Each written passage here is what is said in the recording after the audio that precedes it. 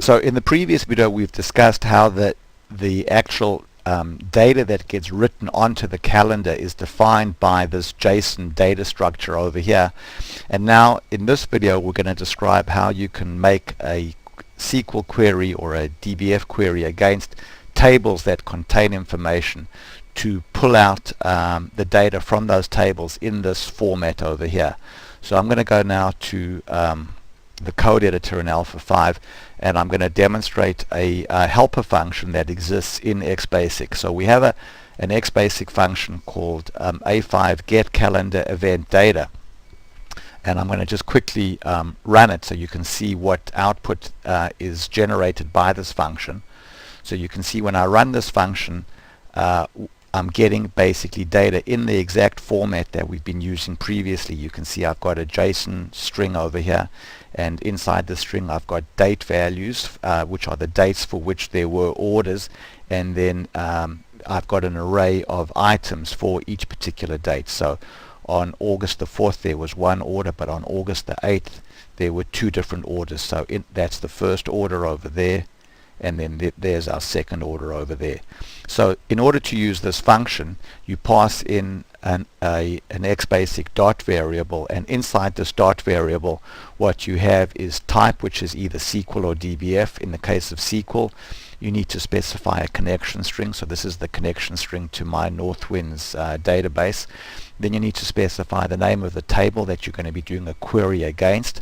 Then you can specify the start date and the end date for the query, and the start date and end date are written in this format always, which is year and then month and then day. And we chose this format because it's the same whether you're in the United States or in some other country where they typically do day, month, year formats.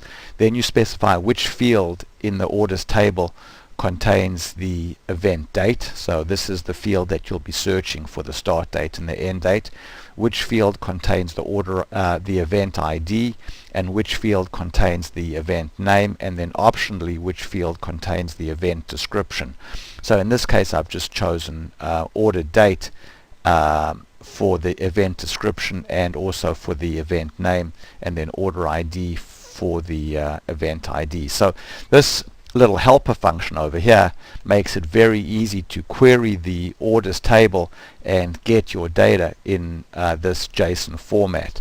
Now in this case, because the orders table in Alpha 5 in Northwinds doesn't have additional fields that I might want to display, we were forced to choose the event name as being order date and the event description as being order date. But instead of passing in just simply a table name there, we can also use a full select statement.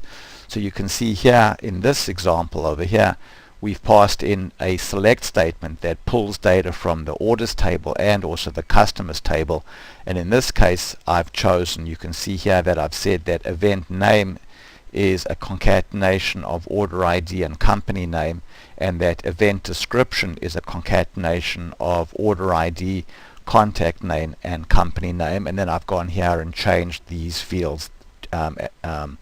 So event name is now pointing to this event name field, and event description is now pointing to this computed column over here. So now when I go and run this script over here, I get my JSON data, and you can see it's much richer than it previously was. So what we've shown in this video now is how within the Xbasic language there is this helper function that makes it very easy to query either a SQL or DBF database to get the event data in the required JSON format to display on the calendar component.